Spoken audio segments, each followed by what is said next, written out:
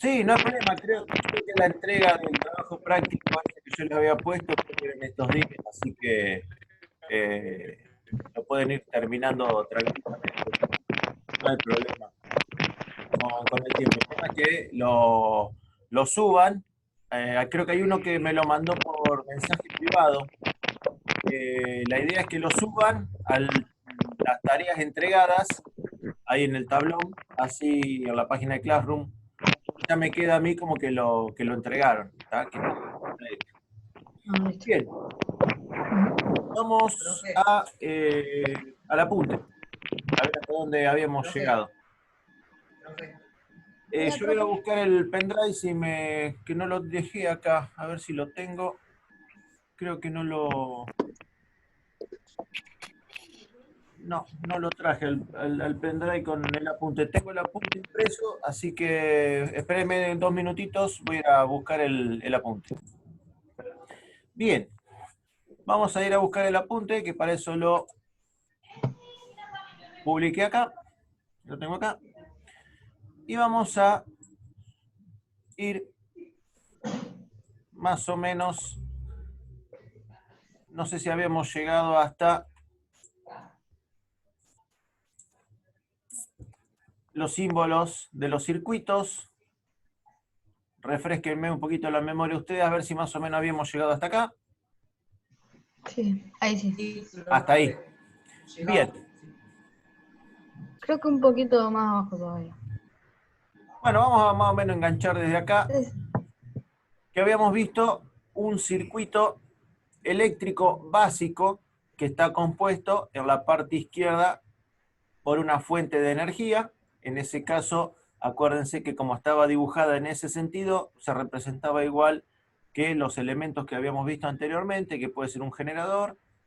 Perdón, un generador no, porque el generador tiene el dibujito del círculo con la G, sino que puede ser o una batería o una pila. Toda la mm, parte del circuito que está en marrón, o en amarillito que por ahí se ve, son los electrones que fluyen, y de la parte derecha, que es la resistencia, que es el elemento que yo tengo que poner para accionar los electrones, y la parte de arriba es el circuito que tiene que cerrarlo eléctricamente, y así hay un flujo de electrones en ese sentido. Bien, lo que vamos a ver ahora es que, a ver si yo lo puedo poner ahí, en pantalla más o menos partida. Sí, ahí va a estar, a ver, va a estar bien. A ver si se ve acá abajo, porque tengo el celular dando vueltas ahí, pero no me sale.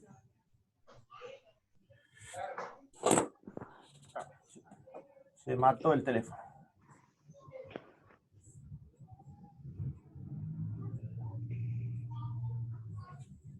No lo puedo ampliar.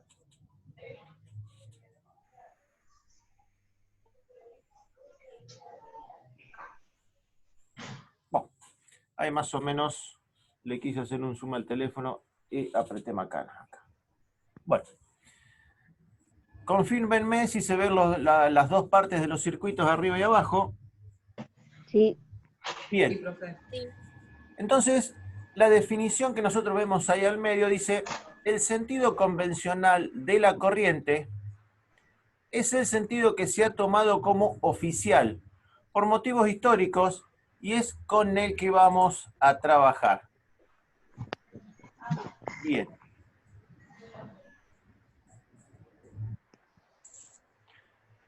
¿qué es el número 17? Siempre se ha dicho, o siempre se ha tenido por naturalidad, que la corriente sale ahí, como vemos en la batería del lado izquierdo, del polo positivo, y recorre esa flechita que ustedes ven hacia arriba, va a la resistencia y retorna por el polo de abajo, el cable de abajo, que es el polo negativo. Entonces a eso se le ha atribuido el sentido convencional de la electricidad. ¿Está? Entonces cuando nosotros tenemos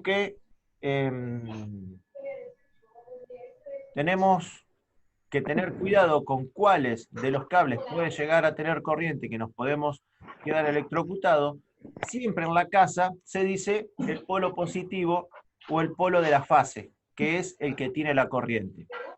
Pero ¿qué pasa? Si nosotros investigamos o vamos al hecho realmente de que los átomos recorren el circuito, vamos a ver la definición que está ahí arriba, que el sentido que llevan los electrones en su movimiento es del polo negativo al polo positivo y se lo denomina sentido real de la corriente eléctrica. Es decir, esa figura 16 que nosotros tenemos ahí es el sentido de los electrones, que va del polo negativo, como vemos en la parte de acá abajo, con la línea roja que sale, recorre todo el conductor y va a la resistencia o al elemento que nosotros hemos puesto para hacer funcionar el circuito. Y retorna por la parte de arriba al polo positivo. Ese es el sentido que nosotros vamos a denominar como el sentido real de la corriente. Pero el sentido convencional es el que nosotros tomamos que va de positivo a negativo. ¿Está? Esa es Sí. el sentido de la corriente, que vamos a ver que hay dos. Bueno, déjenme 2 minutitos que hay alguien que ahí anotó algo y lo vamos a borrar. Bueno. Bien, vamos a seguir con el trabajo práctico. Vamos a ver ahora un poquito cuáles son las herramientas que nosotros vamos a utilizar. A esto le voy a dar una explicación un tanto superficial, porque son herramientas que ustedes van a tener que conseguir para la práctica que vamos a dar en el taller. Yo no sé, me voy a tratar de ver cómo se puede hacer la parte de la práctica a través de esta clase de Zoom, porque lo que vamos a necesitar van a ser algunas de estas pinzas de fuerza. Esperen que voy a bajar un cachito el volumen. Vamos a necesitar este tipo de fuerza, en la cual nos va a servir para, ahí donde dice cortar alambres, vamos a poder cortar los cables que nosotros vamos a necesitar. La parte de la mordaza nos va a servir para cuando lo tengamos que trenzar al cable, y le vamos a dar una terminación con esa parte. Y un mango aislado que en este momento nosotros no nos va a necesitar, porque los primeros trabajos prácticos que vamos a hacer es la de trabajar con algunos cables. En esos cables nosotros vamos a empezar a hacer uniones, derivaciones, dentro de las uniones vamos a ver que hay 2 o 3, y unos ojales. Los ojales son para cuando tengamos que empezar a armar toda la parte de la práctica, que vamos a utilizar los cables para conectarlos. Bien, esas son las pinzas que nosotros les vamos a pedir. Hay algunas en el pañol y hay otras en la parte del aula de electrotécnica, así que electrotecnia, perdón, así podemos trabajar. Se las pueden prestar, no va a haber tipo de problema. También le vamos a pedir alicates de corte, que son muy parecidos a la pinza, con la única diferencia es que en la parte, en este dibujito lo tenemos en la parte de la izquierda. Lo que tiene el alicate es para cortar el cable, pero si nosotros en la parte del mango le podemos graduar un poco la fuerza, vamos a lograr que el cable que nosotros vamos a poner dentro de esas 2 mordazas, en vez de cortarlo, lo vamos a poder desenvainar o pelarlo. Acuérdense que el cable estaba constituido por todos los alambres de cobre y tenía toda la parte aislante afuera. Entonces, haciendo un pequeño movimiento con este alicate y dentro de las mordazas, ahí dice quijadas, pero dentro de la parte con filo, lo que podemos hacer es ir trabajando sobre esa parte de la protección y poder estirar el cable como para que me queden todos los cablecitos sanos, sin poder cortarlos, y poder trabajar con esos cables. Ahí la definición dice que el alicate es utilizado para cortar materiales, tales como conductores, aisladores de PVC, cable canal, etc. Son todas las variaciones de cables que nosotros nos vamos a encontrar.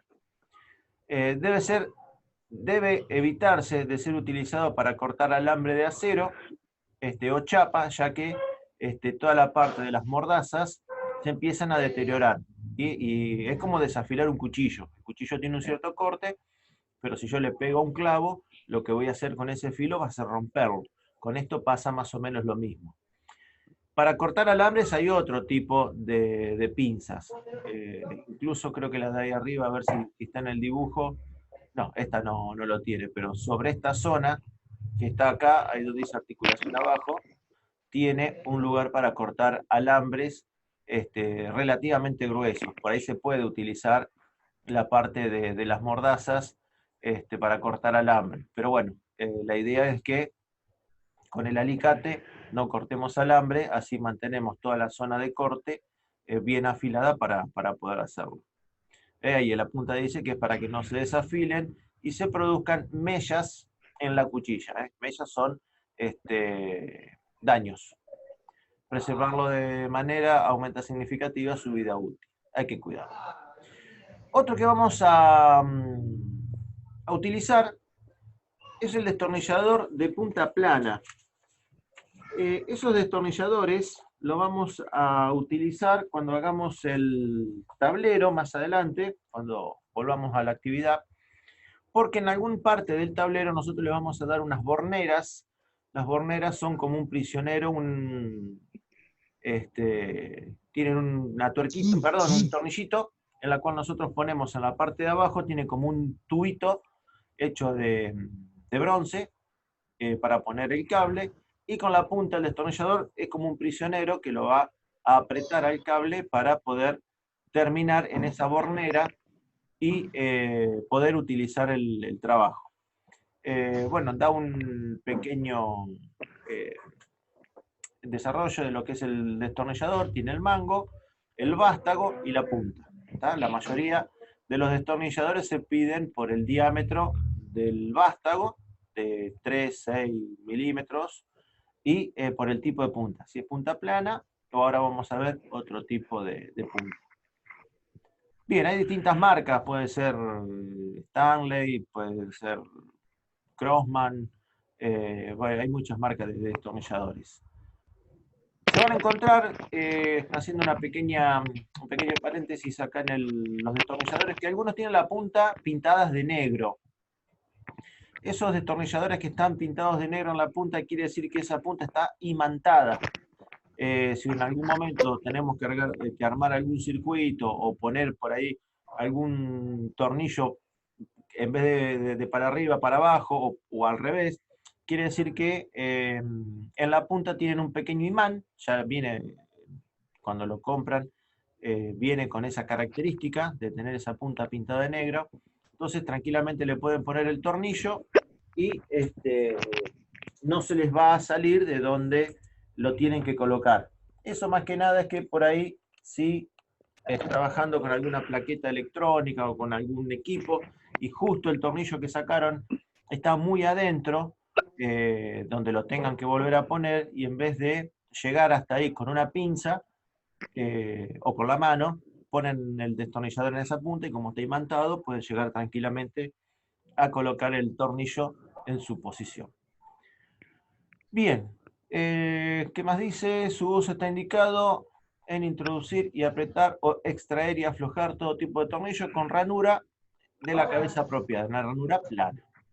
Bien, para evitar electrocuciones, algunos destornilladores empleados en trabajos de naturaleza eléctrica van recubiertos de una capa de material plástico. Bueno, da una especificación técnica de lo que es el destornillador.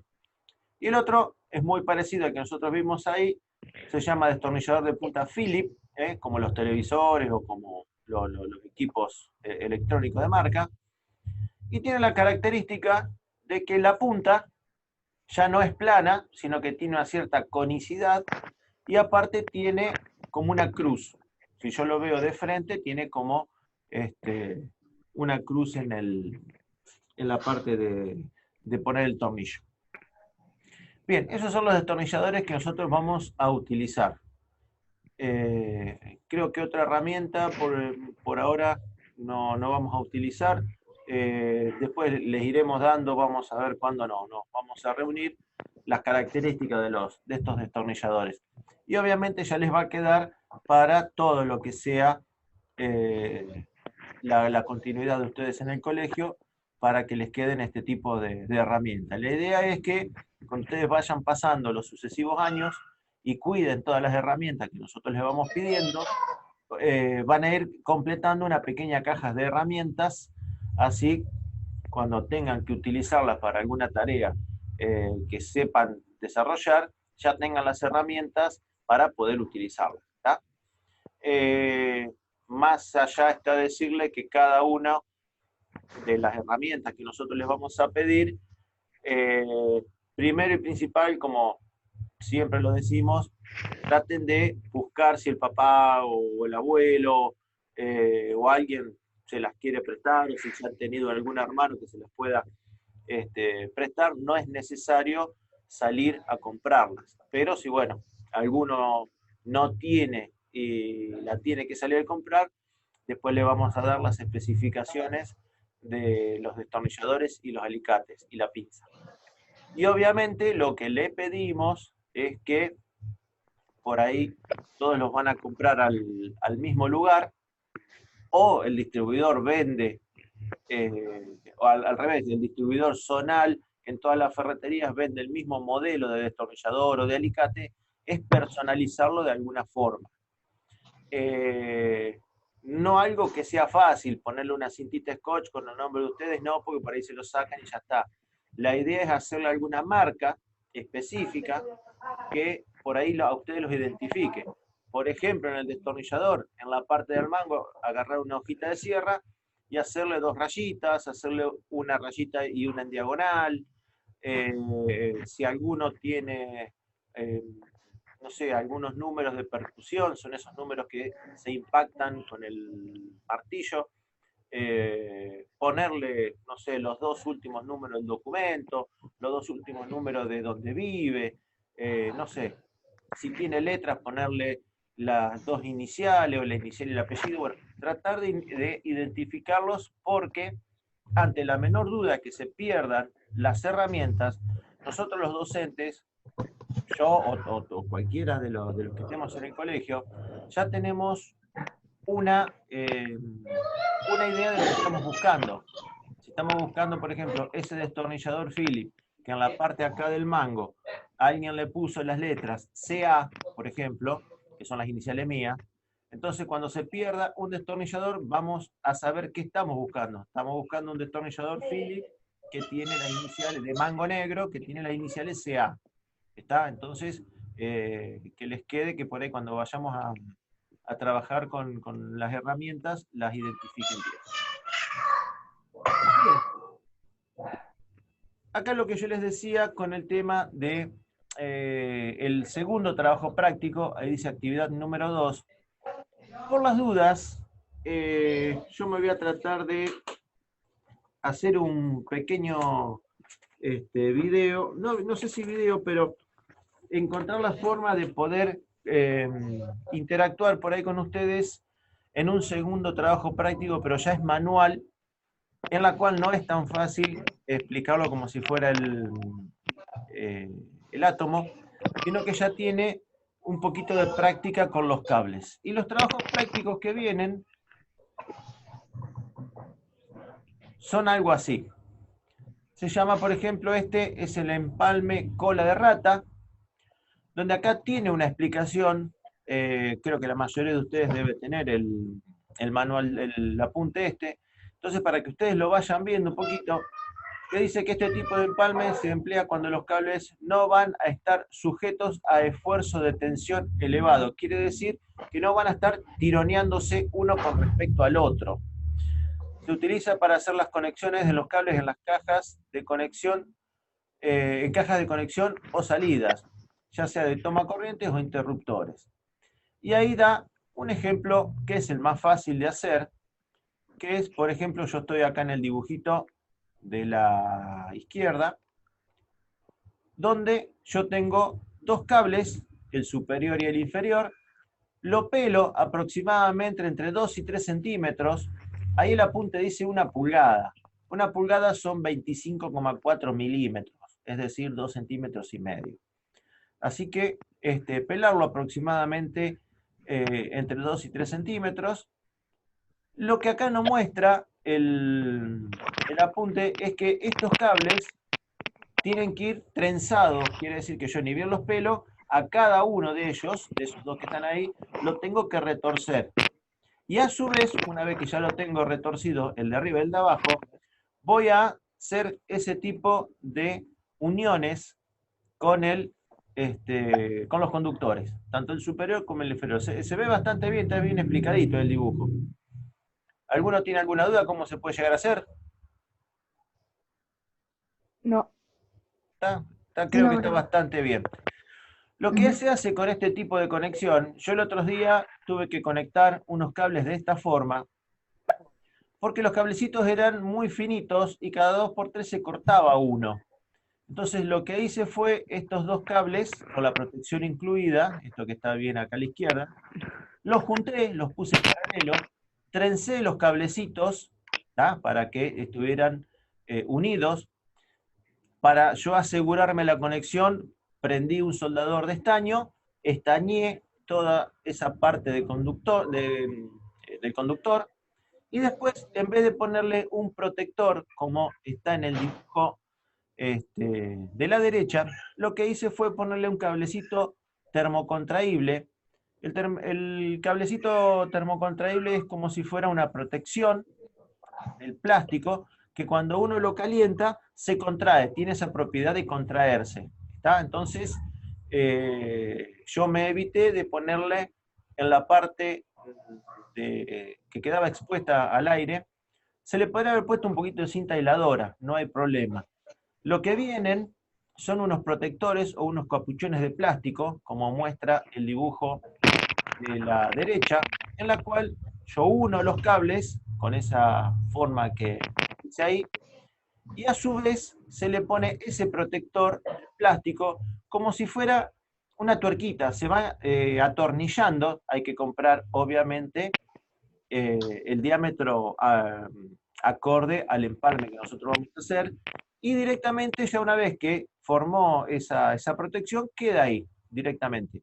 Muchos se utilizan en lugares donde los cables no se van a mover.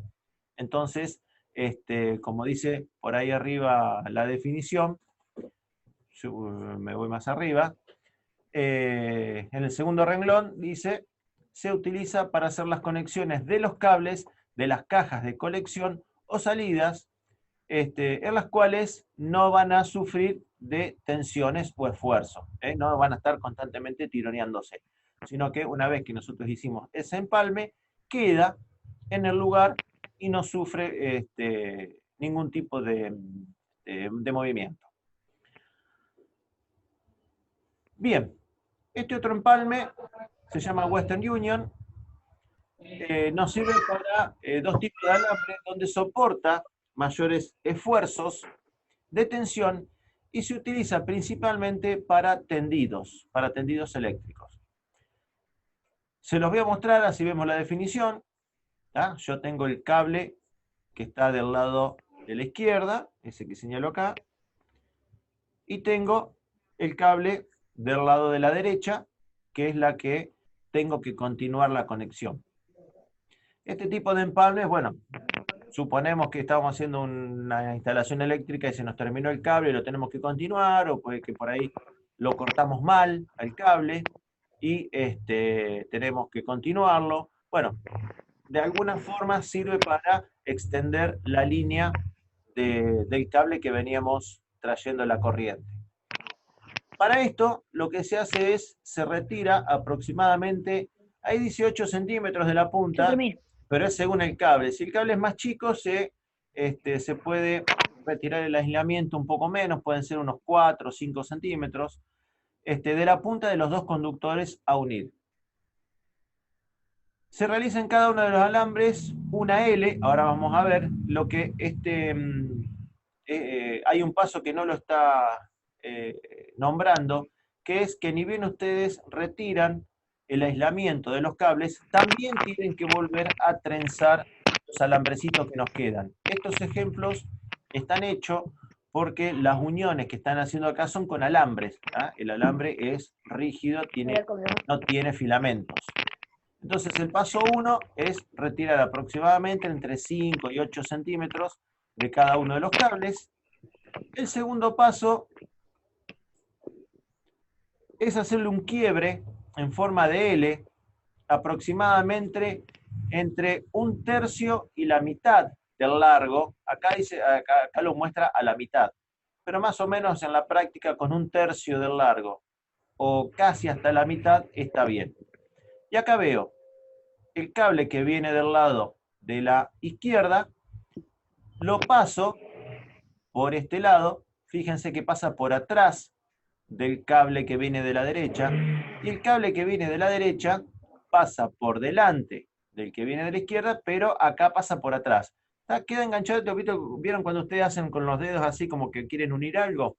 Quedan más o menos presentados el paso 2 de esa forma. Y ahora, ¿cómo hago para vincular las partes que me sobran de la parte de arriba y la parte de abajo?